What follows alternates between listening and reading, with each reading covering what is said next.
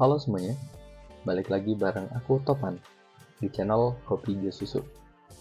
Gimana teman-teman, seger? Kalau belum, ya jangan lupa dibuat kopinya, diseduh dan diminum sambil dengerin video ini. Jadi pada kesempatan kali ini nih, aku mau buat video yang lebih dalam tentang kelanjutan dari video sebelumnya, yaitu teori integral dari Ken Wilber. Mungkin buat teman-teman yang belum lihat videonya, silahkan dicek videonya di atas ini. Nah, dalam teori sebelumnya, di teori integral, kita udah bahas nih topik-topik utama dalam teori integral. Tapi mungkin masih secara umum dan mungkin teman-teman masih kebingungan terhadap setiap topik-topik utama ini. Jadi pada kesempatan kali ini, aku mau jelasin lebih dalam tentang salah satu topiknya nih, yaitu adalah keadaan kesadaran. Ya, teman-teman nggak salah dengar, keadaan kesadaran. Nah, jadi pada teori integral di bagian keadaan kesadaran ini, teman-teman mungkin udah akrab dengan pembahasan-pembahasannya atau udah sering dengar kalimat sadar, prasadar, ketidaksadaran, yang mungkin teman-teman psikologi ataupun teman-teman yang nggak belajar di psikologi ataupun nggak yang berkecimpung di dunia pembahasan humaniora, itu ada bahasa bangun ataupun sadar, baru itu melamun atau bermimpi, baru itu juga tidur lelap yang nggak ada mimpinya, ya bahasanya pada umumnya. Nah, ini 3 keadaan utama yang ada ataupun selalu terregulasi dalam diri kita, baik kita sadarin ataupun tidak sadari. Saat kita bangun, kita ya tetap bernafas dan melakukan sesuatu. Saat kita bermimpi ataupun melamun, kita juga masih bergerak atau beregulasi ataupun dalam kondisi keadaan kesadaran ini, ataupun dalam kondisi tertidur pulas, itu juga dalam keadaan kesadaran juga, termasuk bagian dari situ. Semuanya dikatain hidup. Nah, itu ya. Jadi dalam keadaan kesadaran ini ada 2 faktor utama nih yang akan kita bahas. Pertama, dan ada faktor-faktor yang mempengaruhi lah bahasanya ya, dipicu atau pemicu dari keadaan kesadaran. Pertama, ada kondisi internal ataupun ya kondisi yang terjadi dalam diri kita sendiri. Jadi di keadaan kesadaran ini dipicu oleh di dalam diri sendiri, dan bagaimana kita atau aku gitu ya, ataupun kamu itu meregulasikannya. Contohnya nih, hal-halnya saat ada permasalahan atau apapun, kita melakukan adaptasi. Kita sendiri kan dalam diri kita berusaha untuk beradaptasi dengan lingkungan sekitar kita dari dalam diri kita. Baru itu mungkin dalam konteks yang mungkin lebih tinggi ataupun lebih kompleks, bentuk meditasi. Kita merilekskan badan, physically gitu ya, secara fungsi tubuh. Baru itu penginderaan kita, mulai mata, hidung, mulut, baru itu pendengaran, baru itu perasa. Baru itu juga mencoba melihat lingkungan sekitar kita ya dalam bentuk introspeksi ataupun kontemplasi ataupun semedi gitu ya bahasa-bahasanya itu, yang ada dalam diri kita untuk meregulasikan keadaan kesadaran kita dari kondisi internal, dalam faktor internal atau picuan internal ataupun stimulus internal ini. Nah, baru itu yang kedua, ada faktor eksternal yang mungkin teman-teman juga sering alami ya. Semua kita dua hal ini kita sering alami dan jelas kita alami. Yang pertama, yang dimana faktor eksternal ini dipicu oleh faktor dari luar diri kita. Contoh kayak ada objek dari sekitar kita, contoh kayak kopi, kita konsumsi kopi, baru itu ada makhluk lain untuk saat kita berinteraksi ataupun melihat ataupun meraba ataupun segala macamnya, mendengarkan, ada subjek ataupun ada alam dari sekitarnya. Nah, bentuk-bentuknya seperti apa nih contohnya nih? Jadi keadaan kesadaran kita bisa dipengaruhi ataupun dipicu contohnya nih sama obat-obatan objek nih. Jadi saat kita konsumsi obat, misalnya saat perjalanan gitu ya, akhirnya kita mengantuk. Jadi bisa mempengaruhi keadaan kesadaran kita, ataupun membuat kita saat kita mengkonsumsi kopi, kita terpacu semangatnya atau fokusnya. saat kita melakukan interaksi dengan orang lain, dipuji ataupun dihina gitu ya, kita akan merasakan posisi keadaan kesadaran kita yang lebih terpacu ataupun lebih minder gitu ya bahasanya, ataupun mendengarkan musik, baru itu melihat berita ataupun hubungan pasangan ataupun hubungan-hubungan yang lebih intim dengan pasangan ataupun dengan keluarga. Nah, dua hal ini dapat memicu ataupun dua faktor ini, internal dan eksternal ini, bisa memicu keadaan kesadaran kita.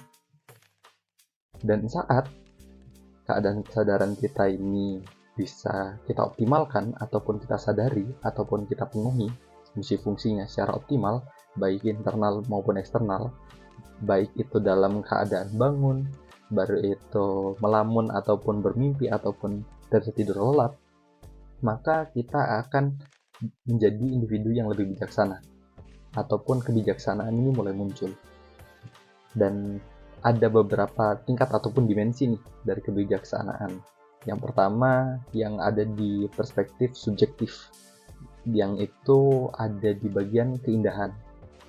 Keindahan ini berkaitan dengan subjektif kita pribadi. Yang di situ berkaitan dengan aku.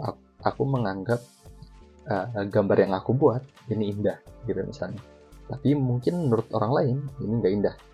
Nah, ini bentuk kebijaksanaannya. Dan mungkin ada kondisi-kondisi yang lainnya. Baru itu di dimensi naiknya lagi yang kita ngomongin akhirnya adalah kebaikan, yang ini berkaitan dengan kita ataupun bahasanya intersubjektif. Jadi subjektivitas yang bertemu maka jadi intersubjektif, yang ini berkaitan dengan dimensi kita ataupun kebaikan. Dan paling atasnya lagi yaitu adalah kebenaran, yaitu berkaitan dengan pembahasan objektif dan interobjektif ya. Jadi mulai dari yang objek yang kita lihat secara ataupun orang-orang lain juga lihat gitu ya, kita semua atau alam semua seisinya gitu ya. Dan saat kita bisa mengoptimalkan ketiga dimensi ini di dalam teori integral yang dibuat sama Ken Wilber, itu berkaitan juga erat dengan spektrum yang namanya spektrum spiritualitas, yang menjadi tujuan utamanya dari saat kita menyadari keadaan kesadaran kita, yang saat akhirnya dihubungkan ke atas atau transenden, nanti kita bisa melihat nih sesuatu yang lebih besar yang itu mengelola ataupun terlibat dalam kehidupan kita, yang itu kita nggak bisa gugat. Contoh kayak yang paling dekat dengan kita dan sering kita lupa, contoh waktu. Kita nggak bisa ngulang waktu dan kita terbatas oleh waktu. Dan saat kita menyadari batasan ini, transenden ini, maka kita akhirnya merasakan wah, ada sesuatu yang lebih besar daripada waktu. Mungkin bentuk wujudnya yaitu bahasanya kita bakalan hidup dan bakalan mati gitu ya. Yang hidup bakalan mati ataupun kita adalah makhluk maka ada pencipta, itu bahasanya. Transcendental ini spektrum spiritualitas yang ada di pembahasan Ken Wilber. Ini bukan bentuk agama tapi bentuk personality yang ada dalam diri kita, ada di dalam keadaan kesadaran kita. Contoh-contoh yang paling konkret saat kita bisa menciptakan kebijaksanaan dari setiap dimensi ini ada pada setiap diri, kayak misalnya para nabi dan orang-orang suci terdahulu yang mungkin pernah tercatat dalam sejarah. Contoh yang akan aku sebutkan yaitu adalah Nabi Muhammad. Dalam setiap spektrum ada, maksudnya bukan spektrum ya spektrum spiritualitas ini, keindahan, kebaikan dan kebenaran. Baru itu juga di saat dia bangun sadar, baru itu melamun ataupun bermimpi dan tidur, dia bisa meregulasikannya dengan baik. Contohnya gimana nih? Saat Nabi Muhammad berperilaku dalam kondisi bangun ataupun sadar, dia menyadari setiap kegiatannya dia lakukan secara efisien ataupun secara sebaik mungkin, yang performanya dia lakukan sebaik mungkin dengan pemikiran yang sebaik mungkin. Dan saat akhirnya dia sebelum tidur ada hal yang mungkin dilakukan sama Nabi Muhammad yang jarang kita lakukan ataupun orang sekitar kita ataupun bahkan orang-orang suci yang sering lakukan tapi jarang kita lakukan, yaitu menghargai hal-hal yang udah terjadi di sekitar kita, baik itu yang dalam konteks yang negatif ataupun positif. Jadi saat ada hal-hal negatif terjadi dalam diri kita, maka kita memaafkan hal itu. Baru itu saat ada hal-hal positif kita berterima kasih.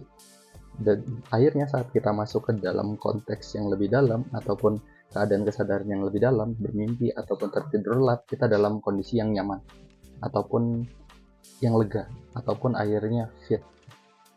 Yang di situ akhirnya kita bisa tahu nih fungsi dari keadaan kesadaran di akhir nih. Jadi para nabi ini bisa menjadi contoh nih, atau orang-orang suci ini bisa menjadi contoh. Yang dimana akhirnya fungsi keadaan kesadaran yang ada di dalam teori Ken Wilber ini punya secara garis umumnya akan aku bagi ada 3. Pertama, bertujuan untuk memotivasi diri kita sendiri. Jadi saat kita memiliki motivasi, keindahan, kebaikan sampai ada di dimensi paling tinggi kebenaran, maka akan mendorong diri kita menciptakan performa yang lebih baik. Baru itu pemaknaan. Kedua pemaknaan.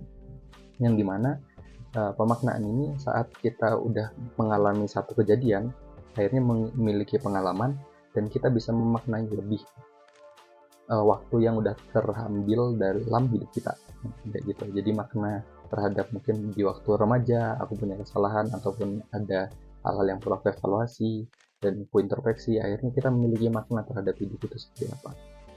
Dan terakhir ada dorongan, yang dimana ini bisa memberikan dorongan ataupun spirit ya, ataupun support pada diri kita ataupun orang lain tentang bagaimana meregulasikan ataupun mengoptimalkan keadaan kesadaran.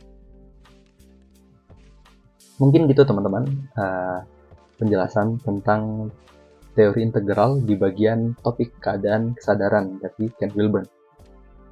Dari aku, Topan. Kopi hijau susu. Terima kasih teman-teman yang udah nonton videonya sampai akhir. Jangan lupa klik tombol like-nya dan juga subscribe channel ini untuk mendukung video-video kedepannya mungkin ya, kalau teman-teman tertarik. Sampai jumpa pada video selanjutnya. Bye-bye.